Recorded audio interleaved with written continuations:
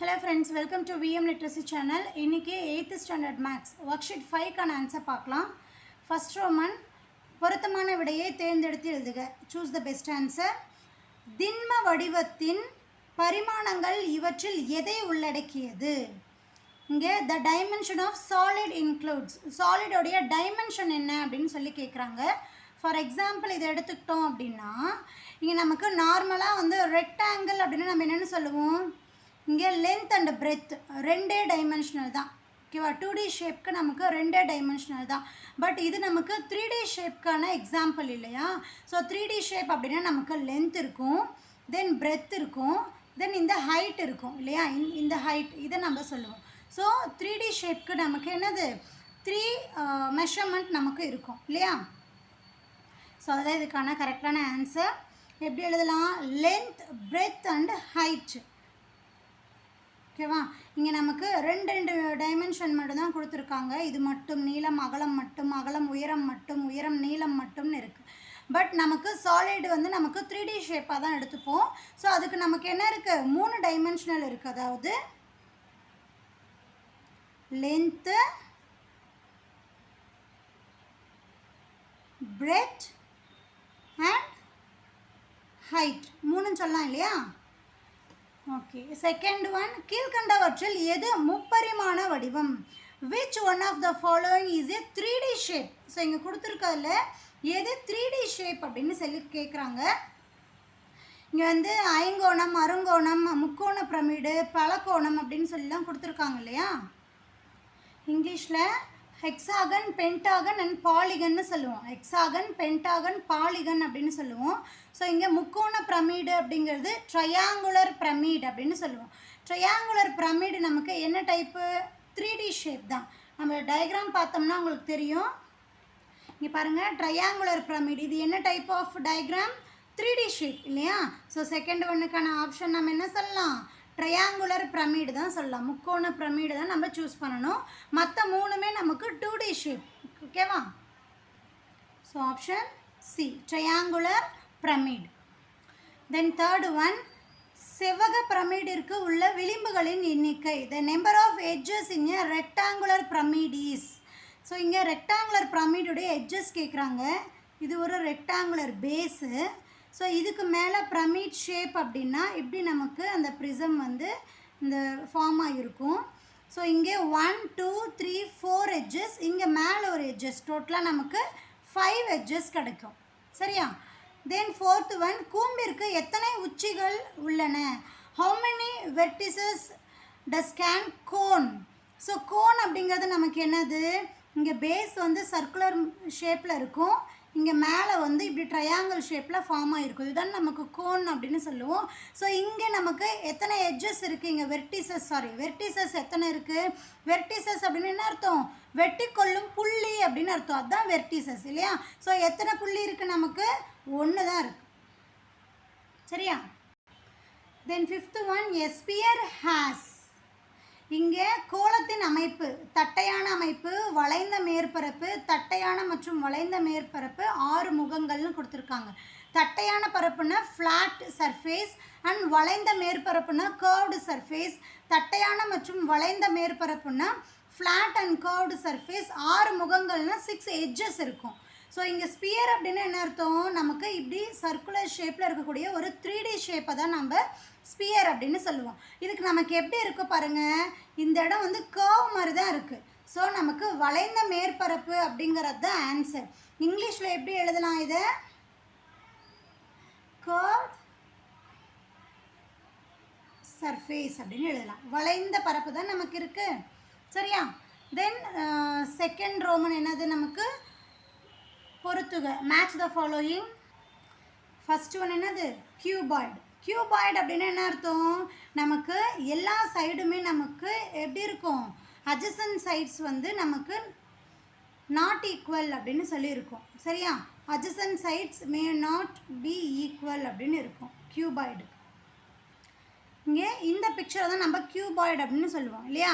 Adjacent side அப்படின்னு என்ன அர்த்தம்? இந்த சைடு இது ரெண்டும் அட்ஜசன்ட் சைடு, அடுத்தடுத்த பக்கங்கள் அப்படின்னு அர்த்தம் இல்லையா? ஸோ இந்த அடுத்தடுத்த பக்கங்கள் நமக்கு எப்படி இருக்கும்? சேமாக இருக்கிறதுக்கு வாய்ப்பு இல்லை. இப்போ இது ரெண்டையும் எடுத்துட்டோம்னா இந்த ரெண்டு சைடுமே நமக்கு ஈக்குவலாக தான் இருக்கும். ஓகேவா? தென் இந்த ரெண்டு சைடையும் எடுத்துட்டோம் அப்படின்னா இது லென்த் ஜாஸ்தியாக இருக்குது, இது அதாவது ஏரியா ஜாஸ்தியாக இருக்கும், இந்த வேல்யூ கம்மியாக இருக்கும் இல்லையா? ஸோ இங்கே கியூபாய்டுக்கு எடுத்துக்கும் போது எல்லா சைடுமே நமக்கு ஈக்குவலாக இருக்கிறதுக்கு சான்சஸ் இல்லை. ஸோ அதனால தான் இந்த ஆப்ஷன் சூஸ் பண்ணுறோம். adjacent sides may not be equal. இருக்கலாம், இல்லாமலே இருக்கலாம். கண்டிப்பாக சிலது மேட்ச் ஆகும், சிலது மேட்ச் ஆகாது. ஸோ 6th ஒன்றுக்கு ஆன்சர் இதை நம்ம சூஸ் பண்ணுறோம்.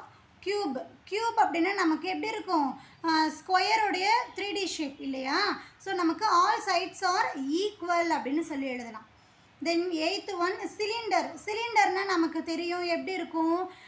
இங்கே கீழே ஒரு கர்வ்டு சர்ஃபேஸ் இருக்கும், இதை ரெண்டையும் ஜாயின் பண்ண மாதிரி இப்படி இருக்கும், இதுதான் நம்ம சிலிண்டர் அப்படின்னு சொல்லிட்டு சொல்லுவோம்.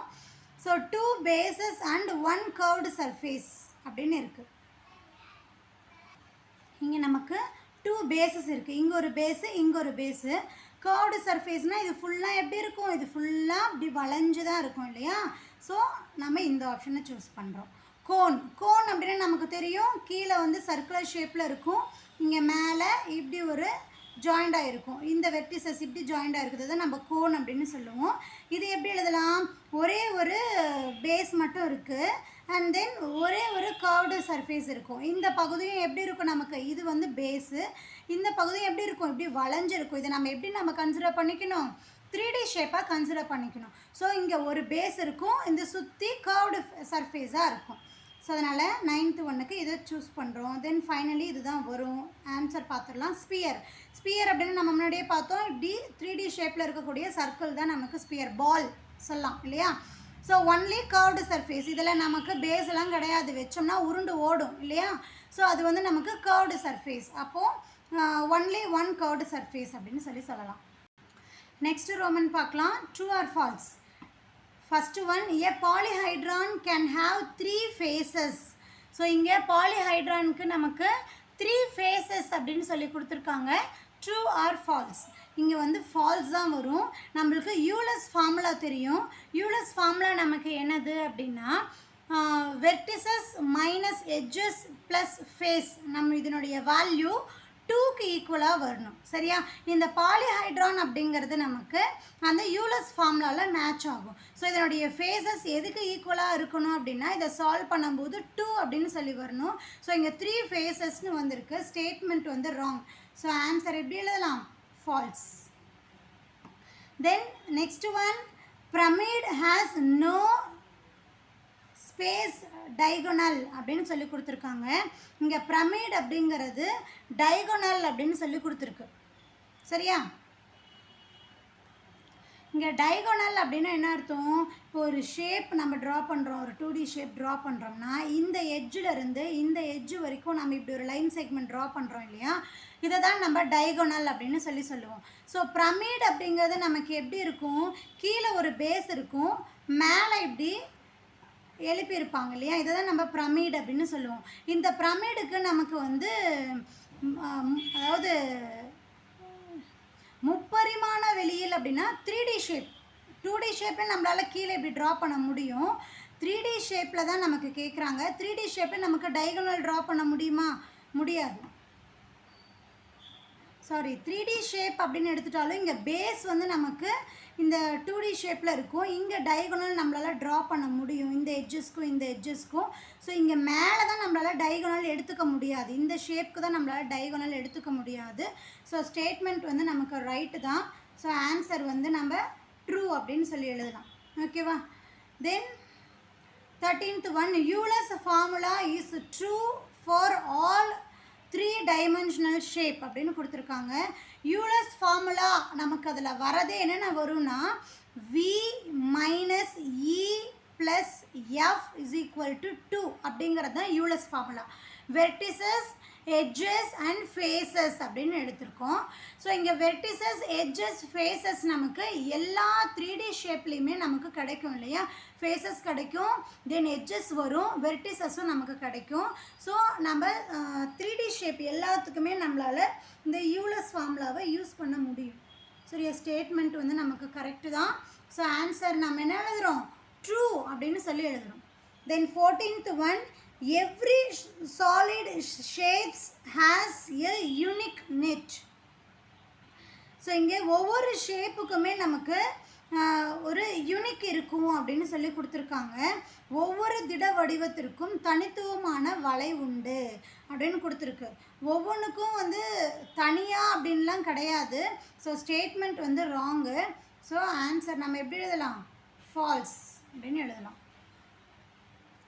தென் நெக்ஸ்ட் ரோமன், வேறுபடுத்துக இரு பரிமாண வடிவம் முப்பரிமாண வடிவம். 2D ஷேப்க்கும் 3D ஷேப்க்கும் நம்ம வந்து ஒரு டிஃப்ரென்ஷியேட் கொடுக்க சொல்கிறாங்க. ஒரே ஒரு டிஃப்ரென்ஷியேட் தான் நம்மளால் கிளியராக கொடுக்க முடியும். என்னது? 2D ஷேப் அப்படின்னா நமக்கு ஒன்லி லென்த் இருக்கும், தென் பிரெத் இருக்கும். பட் 3D ஷேப்பாக இருந்தது அப்படின்னா ஒரு வேல்யூ நமக்கு எக்ஸஸாக இருக்கும். என்னது? லென்த் இருக்கும், பிரெத் இருக்கும், அதுக்கப்புறம் சொன்னோம்னா ஹைட் இருக்கும். அவ்வளோதான் நமக்கு 3D அண்ட் 2D ஷேப்க்கான கிளியர் டிஃப்ரென்ஷியேட். ஓகேவா? நெக்ஸ்ட் சம் பார்க்கலாம். கீழே கொடுக்கப்பட்ட திண்ம வடிவத்திற்கு ஆய்லர் சூத்திரத்தை சரிபார்க்க. Verify the Euler's formula for the given solid. So இங்கே ஒரு டயக்ராம் ஒன்று கொடுத்துருக்காங்க. இந்த டயக்ராமுக்கு நம்மளை யூலர்ஸ் ஃபார்முலா நம்மளை யூஸ் பண்ண சொல்லியிருக்காங்க. ஸோ நமக்கு யூலர்ஸ் ஃபார்முலா தெரியணும் இல்லையா?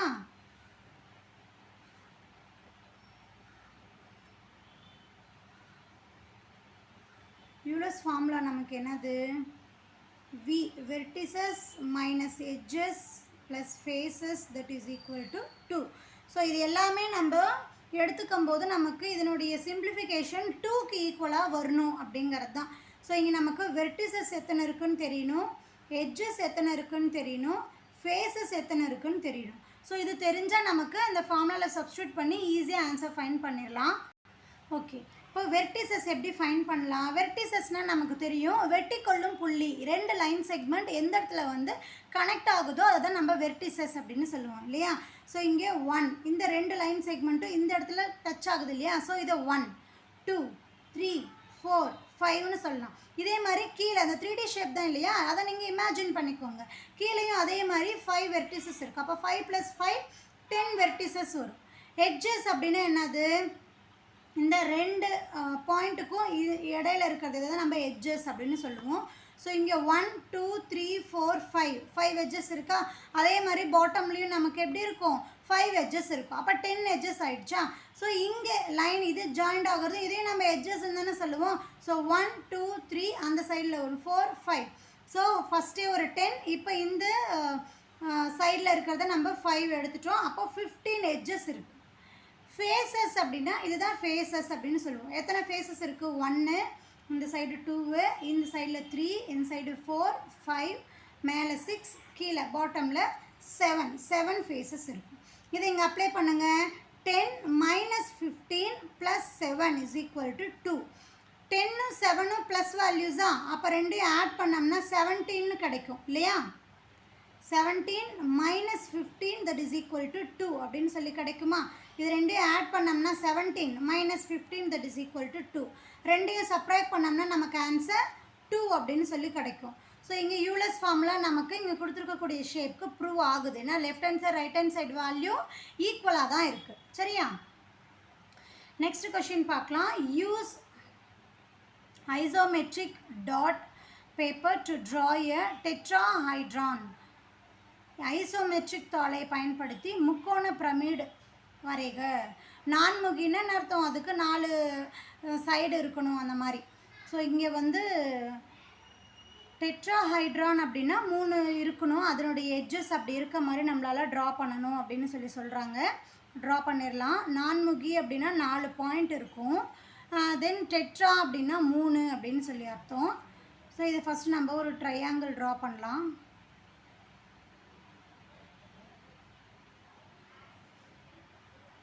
ஒரு ட்ரையாங்கிள் ட்ரா பண்ணிட்டோம்.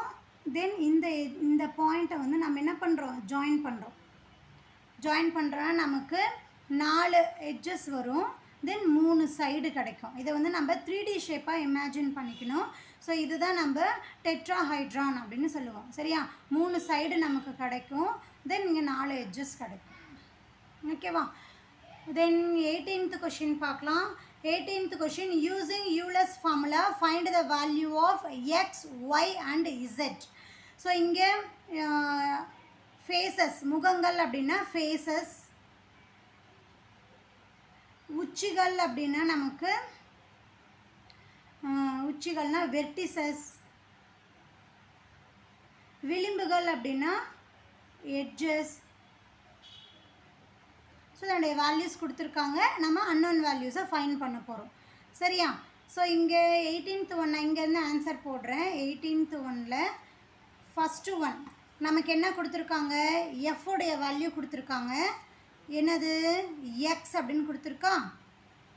தென் வியுடைய வேல்யூ என்னென்னு கொடுத்துருக்கு? 6ன்னு கொடுத்துருக்கு.